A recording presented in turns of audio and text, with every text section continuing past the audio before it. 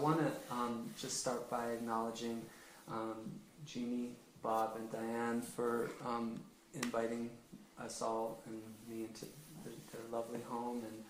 And I also wanted to acknowledge each and everybody here because, you know, it's one thing to have this stuff just be an item of, you know, interest or entertainment, but I'd like to believe that everyone, by their own paths, have walked to this place so that we could all be together to, you know, just have a certain kind of question in our hearts, in our minds about what's a life really worth? How do we move in the world in a way that makes sense, like with grace, honoring the power that we are a part of, and the dreams that we have, you know, for our loved ones, and for all the great work that we're here to do in the world. So that's everything that, you know, the system means to me, and I want to honor everyone for being a part of that today. And, you know, of all the things you could have done on a Saturday, you chose to do this. So it's a beautiful thing. So, Amanda, if you could... just before we move on, so 52 Secrets, Tales of the Magi, you know, in a sense, sometimes a title can speak to the entirety of the subject. And so I wanted to just, as an inroad into this material, say that, so the 52 cards, it's also 52 weeks, as we'll explore. The whole card system is actually a calendar. And that's not an accident, and that's actually what makes it such a powerful symbol, because obviously a calendar has to do with change, and it kind of fixes these moments in time, but it also releases them as things move and change. And the whole notion of secrets. Secrets, you know, there's, I think, all kinds of different ways we could talk about secrets, but the most amazing secrets are the ones that continue to reveal themselves. So if we're talking about what we really truly are, I believe we're a secret that will never fully be revealed. And luckily that gives us a lot of time to figure out what is a life worth, what is going on here. So, and the Magi. So I'm going to try to structure this talk. I'm kind of a nerdy, heady, weird guy, and so I'm going to try to tone all that stuff down and tell stories as much as I can about this stuff, because each of these slides could be a lecture in itself, and I just want to kind of give you different glimpses of this stuff, and I hope hope you enjoy it. So can you press the space bar or something, or the trackpad too? Yeah. All right. So this this image is from Olney Richmond's book. We'll speak about him more at length, but OOM stands for Order of the Magi, and you know, this is kind of an interesting quote here. I teach by means of symbols, truth, and I think it says a lot. Basically, you know, the whole card system functions on symbols, and the interesting thing about symbols is that oftentimes you can read a symbol, but like we were talking about with mystery, we're talking. If you look at a symbol, it doesn't stop revealing something if you really keep looking. And it's also, symbols function in a way in which many people can look at it and understand it, maybe even if they don't speak the same language. Likewise, people can look at a symbol and see different things in it. So I think, you know, as a starting point with this whole system, it's really powerful to consider it a symbolic system. And when you look at the work of the ancients, when you look at mystics of all traditions, you see that that they focus their meditations on mystery or on truth, on symbols, because they're so open-ended, and because of the danger of our minds to try to capture things and think that if we have a word for it, we know it. We know it to its core. So that'll be like a kind of a running theme of our inquiry this morning, is thinking about how in this day and age, in this industrial age, in this information age, what's the danger of thinking that we know things? I could even just start by saying, in a relationship, like with my wife and I, what I see as a guiding principle of the heart is this challenge of having this person in my life who is truly at her core a mystery that's unfolding, right? And the danger in a relationship is saying, oh, you're this way, you're that way, I'm this way, I'm that way. And the danger is with those ideas and those habits, if I fall into those things, then I can end up, trying to capture something that, had nothing to do with how we met or the things we felt in each other's presence. So when we think of symbols, it's powerful to hold them open and to think we can never truly capture their meaning. To treat them as something that is revealing itself, like we're in a conversation that will continue. Just to go a little bit further into this, so there's a pyramid, and there are 7 stars above, so there are other things going on as well here. If you count, so we'll go into them more later, but the number 7 we'll spend a little time with too, and the pyramid also refers back to the system's connection with antiquity. Press the space bar, thanks. So to start, I want to start again, if we're going to talk about symbols, about the work of this gentleman, Frank Higgins, because I think he really opened my eyes, and I had an aha moment reading his book, Cross of the Magi. At the end, I'll give all the references to all these works so you can follow them up on your own. I have a scribed account that has these books posted online, so you could read them at your leisure, and I've tried to put some annotations of the pages that I've found really notable. So these guys wrote a pamphlet called Cross of the Magi, and Frank Higgins was a Mason, and so it's interesting that you'll see again with the card system and with his work in Cross of the Magi that some of the Masons were really trying to figure out where do the symbols that have been passed on to us come from, and what are the deeper truths that they speak to, the bigger, deeper mysteries. His book came out. This pamphlet came out in 1905. It's a pretty thin volume. It's only about 50 pages or so. If you could advance it, thanks. So this is the aha moment that I had. Higgins basically said that it's conceivable that humanity's first symbol was a line, and there's the second symbol that was drawn was a horizontal line, and possibly the third a circle around those 2 lines.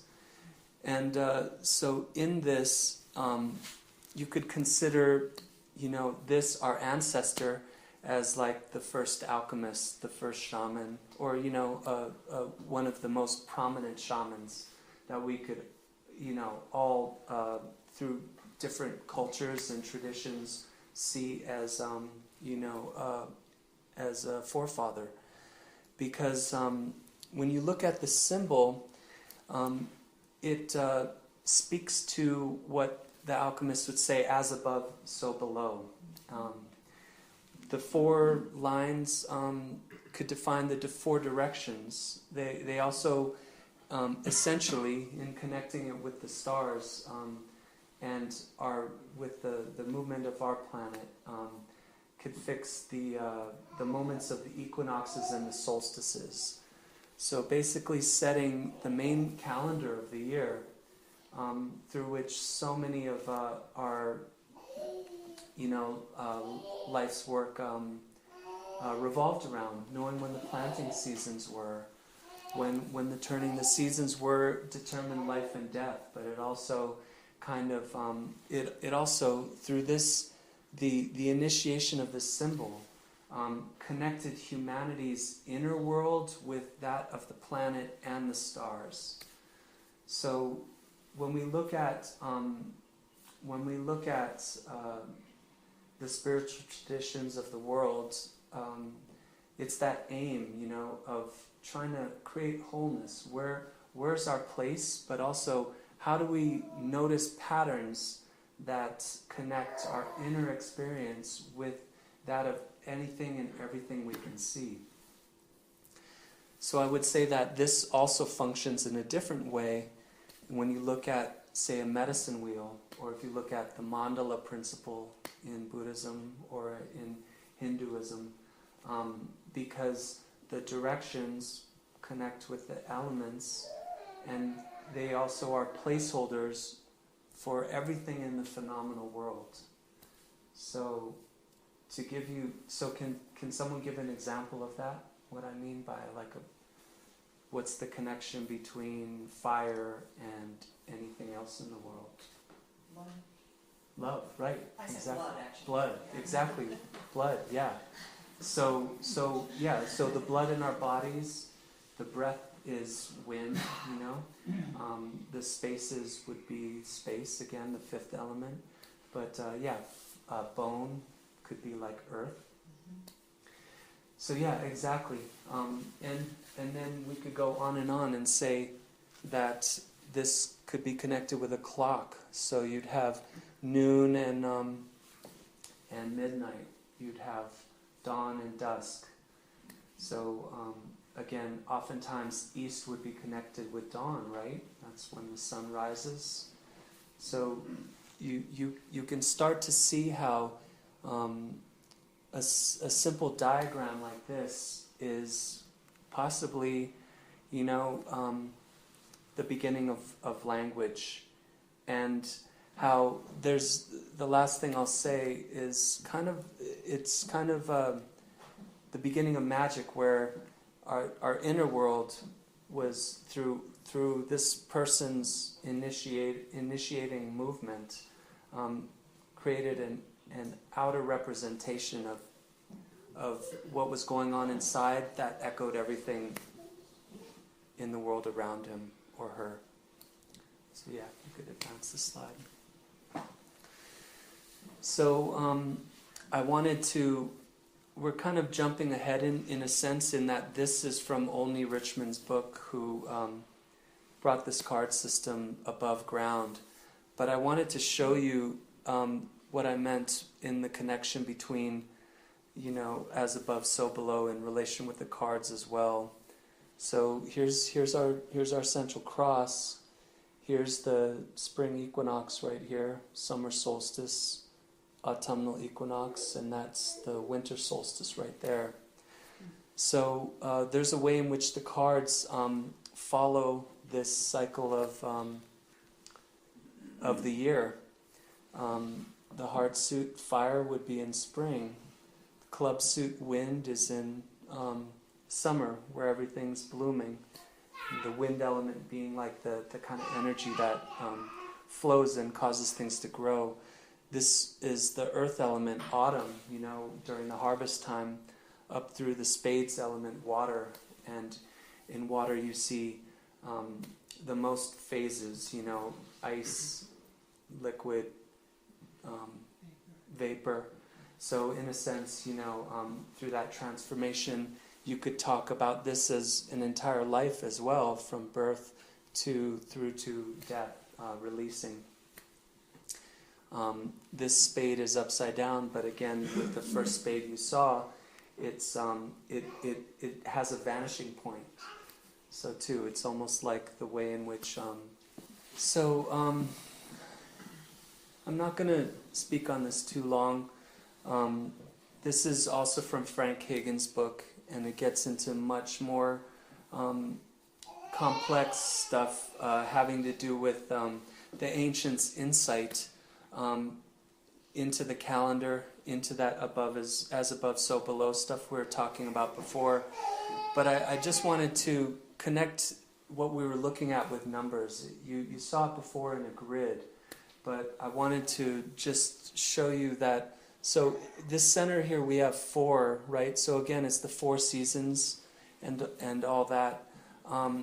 If you look at the next section of grid, it comes to 12. So again, there's the zodiac, and if we look throughout the world, we'll see the zodiac in cultures from the Middle East to all over. There are other numerical connections here too as well. If you add the numbers in these corners, you end up with 52. If you add these ones in I believe it's these in the corners. So there's other symbolism that the ancients were working with, and if you can advance to the next slide, you'll see that when you see nested crosses, you see everything from some of what Pythagoras was working with, the 47th problem of Euclid, to just the simplicity of the medicine wheel, and again the seasons. I think as I was entering to the right, there's a painting that shows like these stepped crosses called chakana from Incan culture, but they were also, you'll see versions of them that are triangular in the southwest. But if you're looking at, there are different, some that are artistic or have other significance, but if you're looking at a certain one and you count the points of the corners, you get 12. So again, these are symbols that have visual beauty, but they also had real significance in ancient culture in connecting ourselves and our inner experience with the world and the stars. So yeah, I'm not saying it explicitly because we're focusing on this material right here, but when some of the people from the card systems talk about this system and how ancient it is, these are the connections that are found that are really, really clear. So this is just one more iteration. This is the stepped cross I was referring to. This is like one of the, hardly talked about Nazca line images that you can find. It's called Estrella. It's called the star. But if you count these corners, here's your stepped cross: 1, 2, 3, 4, 5, 6, 7, 8, 9, 10, 11, 12. And again, here in the center, you have your cross with the equinoxes and solstices. And some researcher has mapped this out and the distances, and he also claims that it corresponds with the temple that was referred to and the proportions in the Bible, and also has correspondences to the pyramids as well. So this, as this is about as far, I guess, out as we'll go in terms of the connection with the stars. The last really amazing thing that we notice about the ancients is that they were tracking movements of the stars for long periods of time. In fact, over 25,000 year periods of time, up to 52,000 year periods of time. What we're looking at here is there's a tilt in the earth, and there's also a wobble that happens as the earth turns.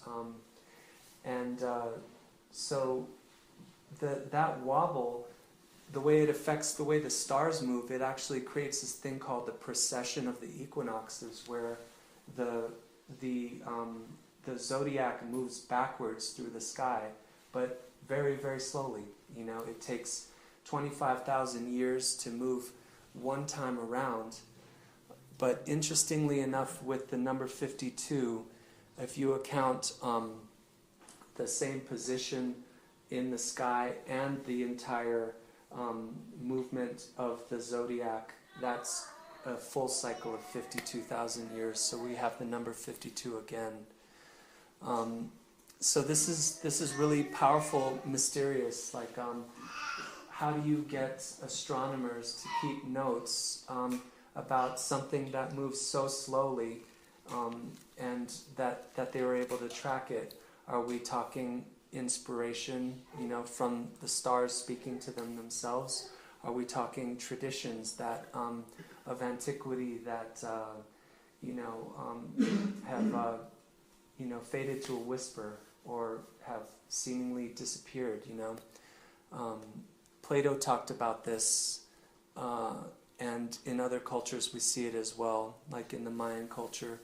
And again, with that number 52, there's some questions about a connection with whoever the mystics were who brought the card system to us as well.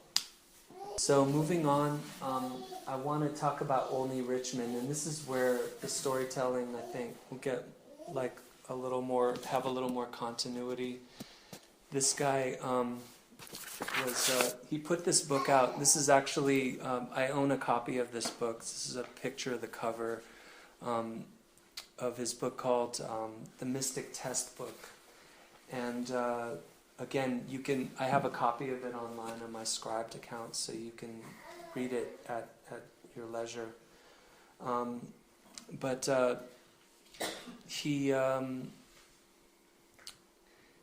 If you advance to the next slide, I'll start telling his story. This is from another book that he wrote called it's called Yenlo and the Mystic Brotherhood. It tells his story about how he met this order, someone from the Order of the Magi, on a Tennessee battlefield, you know, during the Civil War. He was like a Union scout, and so he was on duty, and he was approached by this kind of wispy Frenchman who knew his name. And the Frenchman said, "Yeah, well, good to meet you. Your name's Richmond, and I was, told by my people that you'd be here, and your first name is Yenlo." And he said, "You got my last name right, but my name isn't Yenlo, it's Olney." And he said, "Well, yeah, that's only backwards. You're Yenlo, and we've been waiting for you." And he said, "I'm going to die soon, and I need to pass this information on to you, so come meet me at my house and we'll talk." And so he went and met with him, and the gentleman told him that he learned this science while he was in India. And that's pretty much all we know about the Order of the Magi, besides the science behind the cards. He told the man, like, "Look, I think he was in his 20s, he said, "I don't even know if I'm going to survive this war. Why are you passing it on to me?" And the man reassured him that he would. He said he had a couple close calls where there were times where he suddenly moved without thought and escaped sniper fire or sure death. He lived to do more research and finally published the book, like I cited on the former slide, in 1895. Thank you. So who were the Magi? it's again this question, this question is pretty open-ended. We can see, definite threads of them, their work and their religion through the Chaldeans, through the Persians, and all throughout the Middle East. But I want to also, like I was saying, holding who the Magi are as an open-ended kind of question, consider that their role as astronomers could also obviously connect them with the stars in many different ways. So Richmond, this is another picture from Richmond's book, The Mystic Test book. He claims that the card system actually doesn't go back just to Egypt or through the Magi. It goes back 20,000 years to Atlantis. And again, even like the Magi, and who we'll revisit in a second, the whole notion of Atlantis is, I say, let's hold it as an open question. There's a lot of speculation as to where it is. Richmond said he believed that it was in the Azores. I got really excited a little while ago when fisherman was doing sounding of the depths near the Azores and claimed to find this pyramid. I think there might be some question about the validity of that. It may be that his depth finder was not sophisticated enough, but who knows? But back to Atlantis. So supposedly the country of Atlantis, the land of Atlantis, had 4 rivers, and there was a outer kind of moat and then a central one with a castle in the middle where 4 royal families lived. So again, even in the notion of Atlantis, we have this whole we have this story, this symbolic story of the card system again. If you look at Hindu Tantra or Buddhist Tantra, you can see within the mandala principle there's this notion of kulas. And so again, we could talk about these families as having really existed in antiquity, or we could also talk about them as almost like, royal family pairs or triplicities, husband, wife, and a child within the nature of the elements themselves. So we could be talking about, a kind of an anthropomorphized or like a humanized vision of the mystery of fire, the mystery of water, the mystery of air, the mystery of earth, or the mystery of space.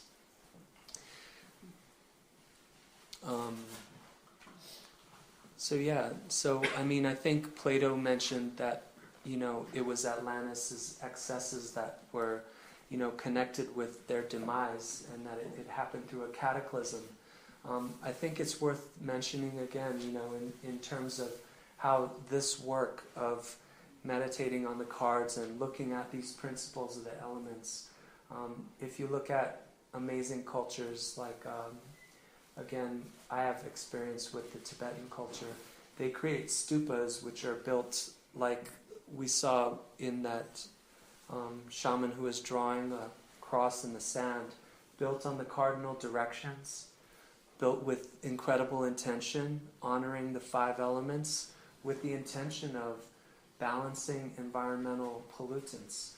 But the key environmental pollutants are ourselves, because of the way in which we believe that our desires are our own desires, me against you, are the source of happiness. So I'd like to connect what the Tibetans talk of and what a lot of, of these holy sites that were created, if they really function to balance earth energies, it's because they have the principle of the nature of the elements. Again, it's that as above, so below thing. So in this story that Plato tells, maybe it was that they lost touch, or maybe there were mystics who were holding the heart of this tradition alive. Maybe other people lost touch and started just chasing their own desires, and Atlantis fell beneath the sea. So again, who are the Magi? We're looking at an image, that was from Ezekiel's vision partly. We're looking at the connection with the Bible now.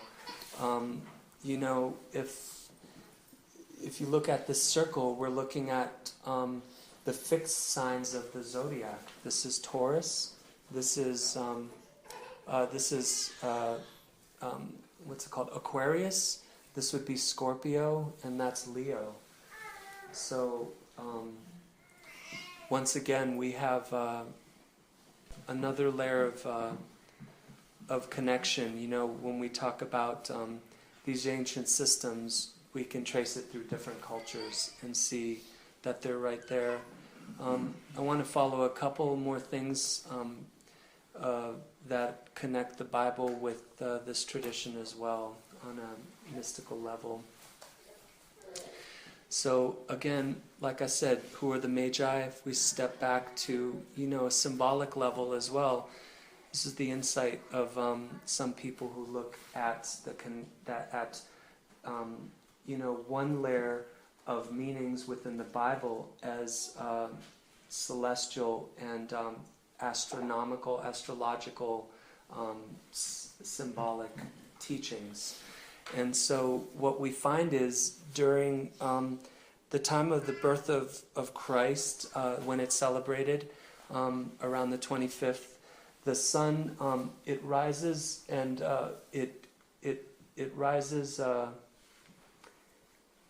right in the place where Orion and Sirius line up. So they point to the place where the sun rises on the 25th. So again, you have the story of the three kings following the star. And I could talk more about Sirius too at great length some other time. But there's some speculation as why the Earth is wobbling. It could be that our star has its own partner star, say a sister star. And there's some speculation that could even be Sirius. This is the other really, really odd kind of connection with the card system, and it comes from the Book of Revelations. And there's this collection of pamphlets from the early 1900s, the group called the Star of the Magi, and there's a small article in there that goes into the Book of Revelations at length. And these other two ladies who are amazing teachers of this card system, Florence Campbell and Evelyn, I forget her last name, it's in the references at the end. Someone recently sold their collection and their library on eBay. And so I watched with great interest to what their books were, to try to follow again the threads of this system and figure where it goes back to. So I got one book that it has a mystical interpretation of the Book of Revelations as well, which gets into some of the celestial stuff. But this may have been passed on to Olney Richmond. This probably was passed on to Olney Richmond from his teacher. But I'm going to quote from John's vision in Revelations. So it says, "And when the seven thunders had uttered their voices, I was about to write, but I heard a voice from heaven saying unto me, Seal up those things uttered by the seven thunders, and write them not. And I took the little book out of the angel's hand and devoured it, and to my taste it was sweet as honey. But as soon as I had devoured it, it became bitter unto my inside. And he said unto me, you must prophesy again before many peoples and nations and tongues and kings. So that's from Revelation 10, the 4th, 10th, and 11th lines. So this is from Durer's his interpretation of it, and it shows John eating the little book. And so in Olney Richmond's book, the Mystic Test book, he talks about this and said that he believes the little book is the card deck. And he says, how many little books do you know that you could fit in, the palm of your hand? If you look at Robert Camp, who is, probably responsible for Amanda introducing this whole system to me. His company, publishing company, is called Seven Thunders. One interpretation of the Seven Thunders is that they are the 7 planets. So, one interpretation of this would be that the 7 planets spoke to John, and he was about to write his insights, and the angel told him not to speak. Again, in this whole notion of not to speak, we're talking again about how if we hold symbols with reverence, right, there's a way in which they're self-secret. There's a way in which they can be so mysterious that we never will exhaust their meanings. There's also another way in which, sadly, in the past, what we've seen is that these traditions have hidden this knowledge, with some probably important intentions that it not be misused or misunderstood, but also, maybe for their own profit and gain. So, if, only Richmond's teacher was correct, if this little book was this system of the cards, then what we do really see is that it has been used without people knowing anything of the mysteries hidden in them. It's so striking to me that you could say to someone, go to 7-Eleven and get me a mystical book. And it's like 2 o'clock in the morning, and you could do that. And yet, and fortunes have been won and lost with these pages, without anyone having any idea the other powers that they possess. Mm-hmm. 20? Oh, 40? Almost 40 minutes? Okay. All right. So I want to wrap this up soon. So I'm going to just touch on some of these things lightly. This is Milton Pottinger's symbolism book. He was a Mason as well, and there's a lot of really great information about the symbolism of the individual cards. He goes through the numbers as well at length. Again, if we're to look at this whole system, we would say symbol, or we would say color. So there are black suits and red suits, and then there's number, 1 through 13, and then there's symbol. Both in the way in which the pips are set up with the suits, in the suits themselves, and then in the face cards. If you advance it. This is Willis Whitehead. He wrote The Mystic Thesaurus. In that, he shows also some kind of mystical knowledge of the cards by demonstrating the same calendar that only Richmond uses, that shows the correspondence of the suits with the seasons. And he also speaks a little bit about Henry Agrippa and some of that, and intimates that he may have the knowledge of these cards as well as the Rosicrucians. So I'm going to touch lightly on what is the science of the cards, how does it really function, because there's everyone's birthday, which you'll see in a minute. So that determines what card you are, but there are other complexities of this that are within this plate and the next plate. So if you see, again, if we talk about the number 7, you see the 7 by 7 grid here. And so you have the planets, Mercury, Venus, Mars, Jupiter, Saturn, Uranus, Neptune.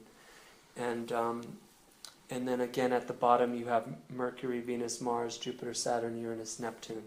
So this functions as a grid. So this would be the Neptune line, the Mercury column, right? This would be the Mercury line and the Neptune column right there with the 7 of hearts.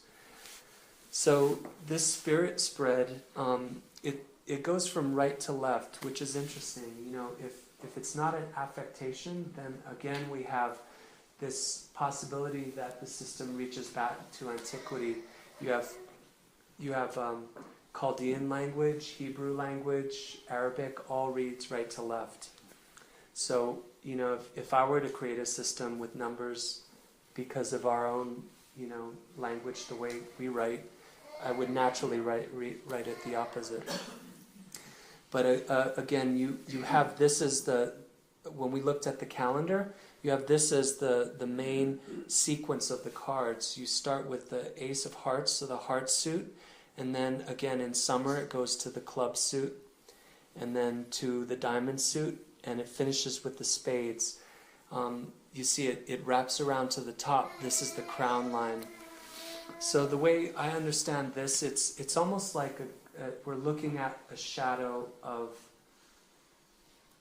the inner sun or something, where we've taken this and put it in a perfect order, but obviously in terms of mystery it wouldn't be in sequence because there'd be no time. So we're just looking at a shadow of something that's beyond time, the way the elements all dance together beyond time. But it has a function, as you'll see with the next plate. So this is the next plate, and this is from Olney Richmond's book again. It was just, he didn't, in his book he doesn't explain actually how to perform the science of the cards that would give you the information that the system really, how it really functions for someone who can read these cards. So again, even though Olney Richmond received this information, he kept it secret. He gave other things within the book that are kind of, a little bit of more. I'm not sure if they even function as the system does. But real quickly, basically, how you, if you could advance to the next slide, maybe I'll explain this and then go back. So this is kind of how the cards. This is just another image glimpse of the mystical aspect of the cards. If you have a circle that's diameter, or that circumference is 22, its diameter is 7. If you divide 22 by 7, you get pi, basically, the ancients' approximation of pi. So again, you see the 7 by 7 grid we were just looking at with the 3 left over on the top. And again, Thomas Morell, this is from his book, it says, it's span with the number 7, that's holy. So I'm going to go back briefly to this and then finish. So how does the quadration function? The real mystical power of this whole system is in the process of this ordered shuffle. So if we take the cards the way it was with the hearts, clubs, diamonds, spades in an order. If we fanned out 3 and put it in one pile, fan 3, put it in a second, 3 in the third, fan 3, put it in a fourth. If you did that until you had 4 cards at the end, you drop 1 in each pile. Basically, you're creating a calendar. So it's like, spreading the elements out to the whole celestial zodiac. and with the last 4 being maybe, the cardinal points, those 2 lines that form the cross. If you stack them again and you put 1, 1, 1, 1, and deal the deck out that way, it'd be like maybe fixing those 4 on the earth itself. Now, if you take that pile and start from this top corner and fill out your grid, this is the configuration you get, which is, you could say, the life spread of the cards, how the elements actually manifest on this planet. So if someone who knows the cards really well, they can take that other plate, the spirit plate, and this life plate, and by having them stacked over each other, look at correspondences between which cards are in the same part of the grid. They could look at where is your birth card in terms of its relation with the planets. Then also beyond this card, there are 13 cards in a line which form a whole spread for one person. So say you were the 2 of spades. So this would be your Mercury card, your Venus card, your Mars card, your Jupiter, your Saturn card, your Uranus card, your Neptune card, your Pluto card, your Trans-Pluto card, your Magi crown card, your Moon card, and your Phoenix card. So that I could, just by looking at those cards, have a lot to say about your entire life kind of arc, because those cards deal with the elements having to do with all kinds of aspects of what you're up to in this life. Likewise, if I take all these and put them back in order, in this order, and do that same quadration, I would get another plate. If I gathered them, I would get another plate. Total are 90 plates, and then it wraps around to this plate again.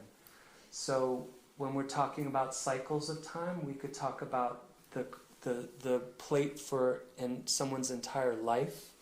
When we look at the first plate, we could talk about their first year or their 91st year. Again, we could look at smaller cycles of time. You could talk about a weekly plate, or you could talk about a plate of a period of months. So the system is vast, and whoever it was transmitted to really got this amazing glimpse from mystery. So I want to just finish with this and say, it may be hard to read, but I wanted to show you a visual of all the birthdays. So only Richmond in his book had a complex mathematical way to calculate what your birth card was. I don't know if he was hiding this. It wasn't until later teachers of this card system brought this out.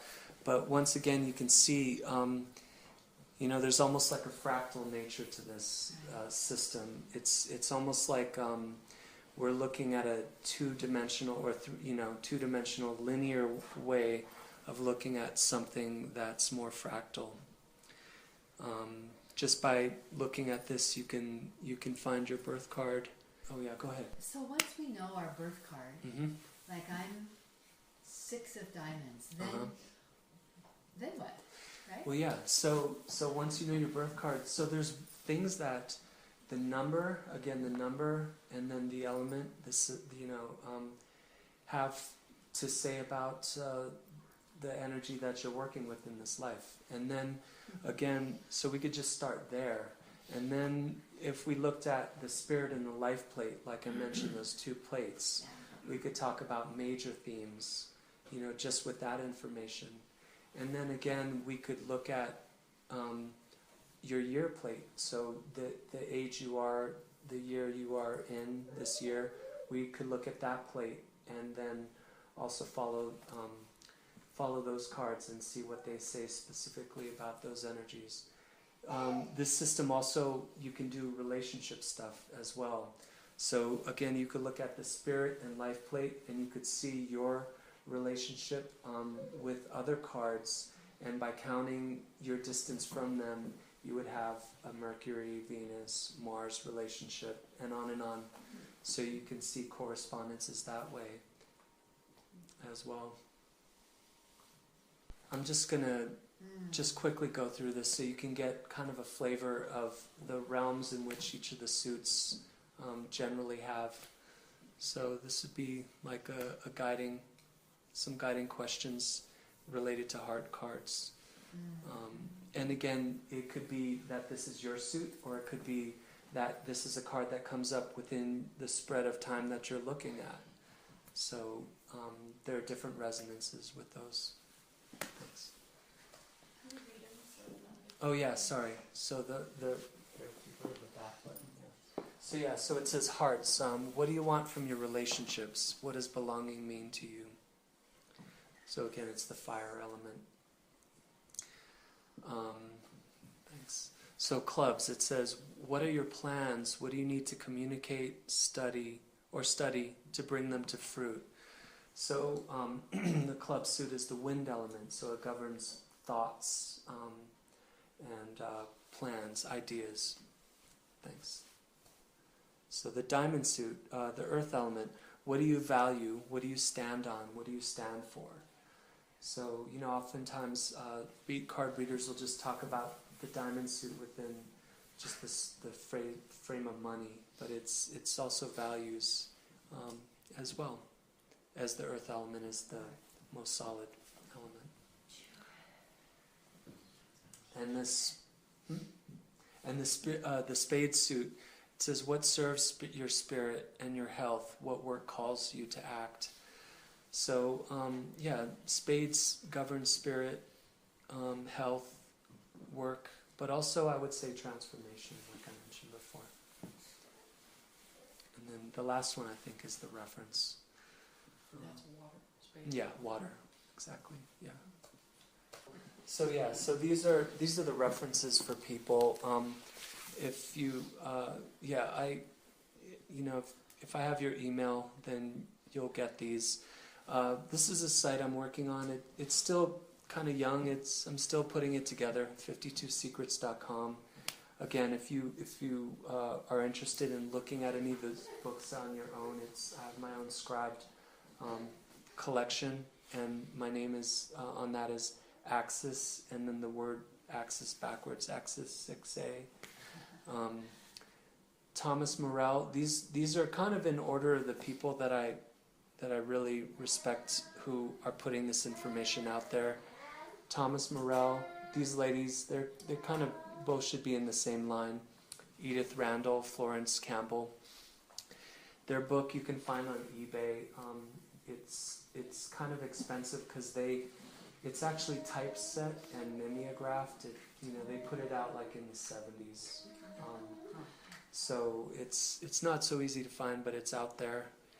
And they give really kind of hard-edged descriptions of the cards. So they're kind of no nonsense. They're not like just trying to make people feel good. They're really like, what are you about? This is what I think you're about.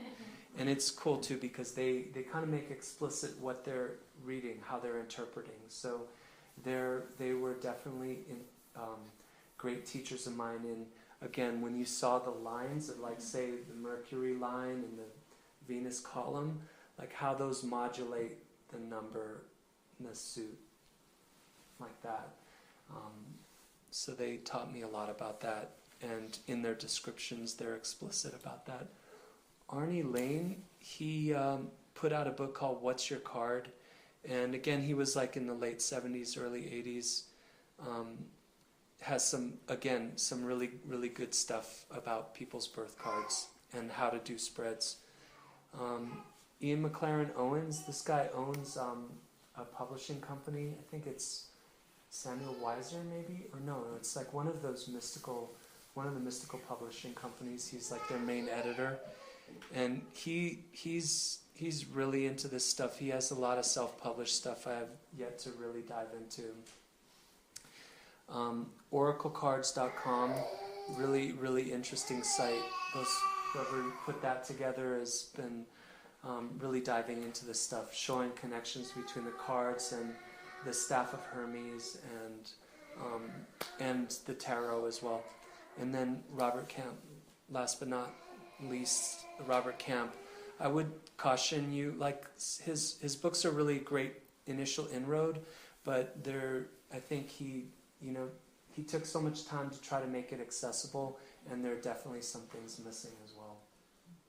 Is that the one most written for the layperson Yeah. to understand? Yeah, I guess I would say so. Yeah, That's yeah. The first book. What is it called again? It's called Love Love cards and destiny. the other one, Destiny cards. Cards. I would say is the really first one. But he also has a book called Exploring the Book of Seven Thunders, which really is, if you're interested in diving into it more, has some really good stuff. Any questions? What is Scribe? Is that It's like a book. It's like a book community site. So, there's like some www.scribe? scribe.com. So a lot of these books they're so old that the copyright is expired. Right. So and they've been digitized by Google or whatnot, and then people have uploaded it on their own. So it's a great repository for old mystical texts like that. Cool. Anything else? Anyone else? John, could you put it back on the slide where so we can access The it to look birthday. at our The birthday? birthday. Oh yeah, sure. Thank you. You just, Unless people need the references. yeah, I think We it need was some. just stuck. So I might be asking a big thing. If you want to do it later. no, that's fine.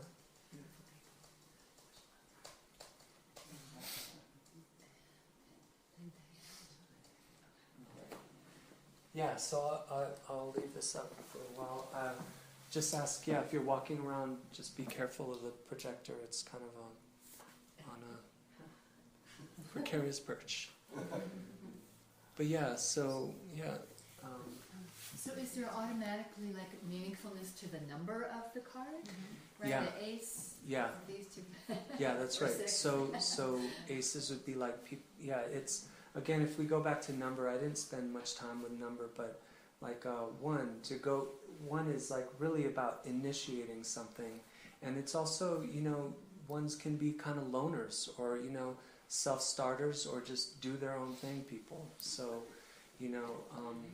that might ring true. Amanda and I both are twos, so so both of us are the same cards. So twos, really about partnerships. And mine is a 4 of diamonds, which is 2 of spades added.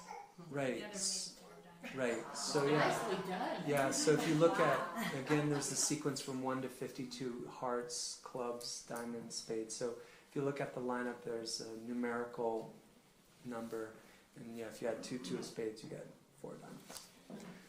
So and then threes would be, it's like, 3 is like a real creative card. Again, it's like expanding off, but it also can be a card where you're dealing with indecision or worry, is because again with that creativity there's like a lot of options.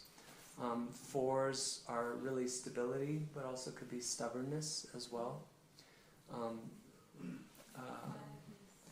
5 is like it's like a expanding off of 4, so it can be a card of like expansion and growth or moving. So there's a lot of change that's involved with 5s. 6s, it's like a balancing act, almost like weighing things out. It also can have to do with almost like karmic connections. So part of that weighing is like really checking out cause and effect stuff as well. 7s, it's a mystical, holy number, maybe because it's 4 directions, center, above, and below. But those last 3, that spirit line really is a powerful force for 7s, where it's like there's there's really a notion of having to let go and let God, kind of with sevens. Eight's a real power number. It's like a double 4. So eights are really have to do with power. So again, it's like power, how to use it wisely. Nines are a number of completion. So it's, it's almost before a new one. Like 10 is a new one. So nines are, either, there's a real focus on that energy of completing and letting go. There's like the end of the manifestation of one thing and the beginning of another. They're the death card in Tarot. Yeah. And again, it would be, that's right. And then 10 is a real power card, like I said before. It's like a huge gathering, maybe on another dimension or another level. 11s. Is a 10 like a level 1 an octave higher? Yeah, exactly. Yeah, 10 is a 1, an octave higher. And then 11s are, the jacks are, with the face cards, they're kind of like a trinity of, the jack is neutral, the queen is negative, feminine, the king is masculine. So the jack is like, coming to their own in power. So there's like some questions of like the right use of power, that come up for jacks. Like, how do I use this power responsibly? Also, like very, another super creative aspect. Queens are using their power in terms of service, and the kings are, assuming their role of leadership, through initiating stuff too, in their own unique way. Again, it's all modulated by the suit as well. So if you looked at those questions, those govern how the energy of the number connect with the elements. Did you talk about the eights? About the eights? He said 1 instead. Yeah, ace. Yeah, it's like initiating something, like starting something out of new, but also, really standing on your own. Like, ace, it's a unitary number, so it can be like either doing things on your own or being, like either on purpose or also, being isolated sometimes and creating your own center. Nothing to do with what you're up to. Anyway. Yeah, you can come up to John or I after and just tell us your card and we could give you like a sentence. Yeah, Maybe. yeah. If you're like a 10 of diamonds, we could just take it. I mean, and that's what we can do too. So did you take all of this, all of the research that you've done, and everybody's own system of interpreting it, and then how to do the spreads and sort of create your own? I mean, it's because there's no specific. It doesn't sound like anybody gave the whole story. Well, yeah. I mean, I think only Richmond had the whole story, but he didn't really share it all. Edith Randall and Florence Campbell, they studied with him and his daughter, and so they were the ones who really brought it out, and Arnie Lane too. Those folks really made it the stuff explicit. Yeah. But even the stuff like that they put out, like I mentioned, Robert Camp's Book of the Seven Thunders. There's stuff in there that is even more sophisticated. Some stuff that I didn't find in any of their work that he shared. So he would be like second or third generation. That from when the Order of the Magi went above ground. So yeah. But also John's background is in Tibetan Buddhism, so I think that's why he talks more about the elements. Kind of brings it all a circle on that. Yeah, I was interested in figuring out, was it just an affectation? Were they just trying to legitimize their tradition by saying it was from antiquity or not? So, but again, I think to really, just maybe nerded out on the material, but just to give an overview of the material, like how is this working on these levels? But again, I would say it's interesting that gypsies have used cards to tell fortunes. It's not like the kind where you would shuffle the deck. you could do a psychic reading, for a moment, but you can see it's like it's based on it's based on the movement of the planets and the elements. So you take your birth card, and then the cards are in a certain order, and you lay out the plates. Is that what you're saying? Based The on plates, card? yeah, the plates are all set, like 1 through 90. They never change. But then you find yourself within a plate. And you and then- interpret based yeah, upon that. Yeah, exactly. And then the plate could be a different lens, right? From a whole life to a year to a I week see. or a day. Right, It could be like a card of a day or an hour. right. So yeah, so we're talking about different cycles of time. So thank you. Could you just make specific what you mean by a plate? Yeah, so that ordered shuffle thing that I talked about, if you do it from the one that it's all lined up and you lay it out in that 7x7 grid and let the last 3 be on the top, that would be the first plate. And then, or that would be the life plate. And then if you gathered it up and did it in order, you would get the second plate. And there's some interesting things, I won't go on and on about this, but there's some cards that remain in the same place every single time. Like the King of Spades remains in the crown in that spot every single time. The Jack of Hearts is kind of like, almost in this cross, like a Christ card in the very top center every single time. There's some cards that are semi-fixed, so they'll switch places. And then there are other cards that are roving over the whole system. Could you go back to that spirit plate Mm-hmm. and then let someone volunteer their birthday for you to kind of give a little example? Okay, it's kind Or of no? you're kind of putting me on the spot here. No, okay.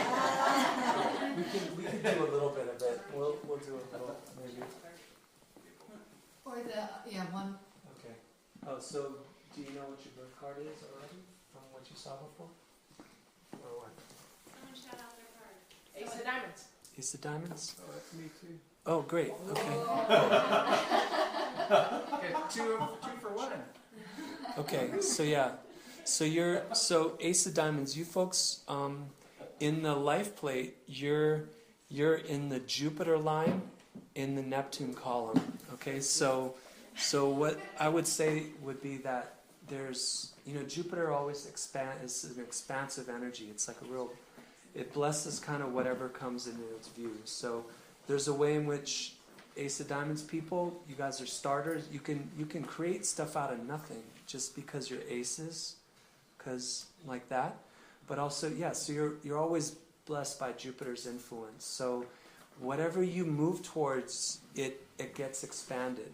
Now the realm, I would say it's also modulated though by Neptune, which has a kind of dual kind of thing going on. Neptune is governs spirit, but also illusion too. So there's this kind of question, like what am I creating? Is it my spirit's work, or am I, what illusions am I dealing with here? There are things where it could be hidden things coming to light. So that's also like a lifelong kind of meditation for you folks because of that position. Let's see, I think I have it right here. I can look at or if you go back one more too, again, I can look at the spirit plate. So on that plate, you folks are right here. Again, you're in the Jupiter line, but you're in the Uranus column. So that position, Uranian energy it's super revolutionary. So it's like the stuff that Ace of Diamonds are doing is, stuff that the world hasn't seen before. It governs the internet or whatever's new and fresh, And it also has this notion of like breaking things down to build them up, to put them back together better than they were before. So there's a way in which you're not just like, out with the old, it's not like just, like a punk rocker who's just like, anarchy is freedom. It's like, if you're breaking things down, it's because when you bring it back together, it's even better than before. If we go forward to the next one again, so let's see. Mercury, Venus, Mars, Jupiter, Saturn, Uranus, Neptune, Pluto, Trans-Pluto. Okay, so this is like, these two cards would be, these two pair, this is your Pluto and Trans-Pluto cards. So those are kind of like your shadow work, and then what is, you can kind of, gather to deal with those challenges that you face in life. And I think this is, it looks like the Queen of Spades, and that's the Jack of Clubs, I think. I think it's the Jack of Clubs. Let me check. Yeah. So Queen of Spades in Pluto, again, it's in the realm of work, health, spirit, transformation. So it's like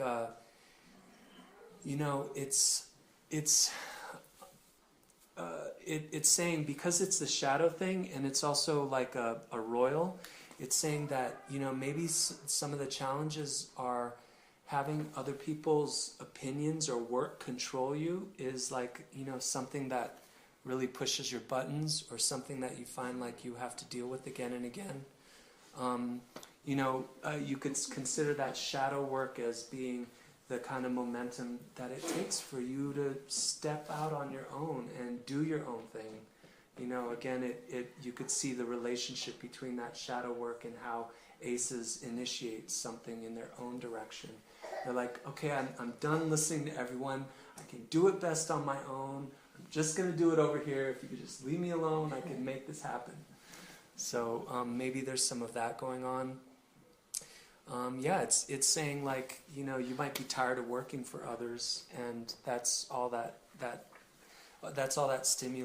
stimulation it takes to deal with that shadow. Or there are those questions you have, how much do I need to actually rely on others? How much can I actually do on my own? That could be like kind of the question of the shadow. Like taking on Monsanto. Yeah, exactly. It's like, can I do There's a this? better way. Do I want to talk to these people? Is this worth it for anybody? And so the Jack of Clubs in Trans-Pluto. So this would be like, again, like what you want to leverage, to deal with this shadow work. And that would be, the Jack of Clubs, again, it's like ideas and plans, the wind element. So the Jack is like kind of experimenting with new ideas and plans, like trying to find his footing, as a royal with the power that's given to him. So, it's kind of calling you to expose yourself to new knowledge and information. It's like almost like a kind of initiation into a new way of thinking is the way out. And again, what's interesting too is like you folks are again solitary folks in a way, but interestingly enough, the way out of the shadow is through. This could actually be a person with face cards. They could show up as people. They could be principles. So this could be a person. This could be like someone who, instead of just doing it entirely on your own, someone who has some amazing insight that you make your own, that does help you. So there's a possibility that the way out could be that as well. Any Jack of Clubs in here? Nice. And then I'm going to just quickly go through the last card. Let's see, Mercury, Venus, Mars, Jupiter, Saturn, Uranus, Neptune. Okay, so this is your Phoenix card. So this would be like, by the time you draw your last breath in your life, looking back, this is what happened. And this is a card of partnership, right? So it's saying that it's partnership around ideas and plans. It's saying that as much as you did your own thing in your own corner or realm, this happened. Somehow there was a meeting of the minds. Somehow there was a way in which you were connected. You got connected, and that these ideas and plans didn't just live in your own head. So yeah, so thanks for letting me just quickly do that. And for full readings, if people want in the future, or if you know folks who do, I'm charging $75 for an hour. I can do it via Skype. I can do it by phone and record it in either, and then send you folks the plates so you can take a look at the material after we're done and follow it. And again, like I said, we could look at life path, relationship stuff, specific stuff to 1 year, and or yeah, any frame of time you want, down to a week. Great. So yeah, thanks a lot. Thank you.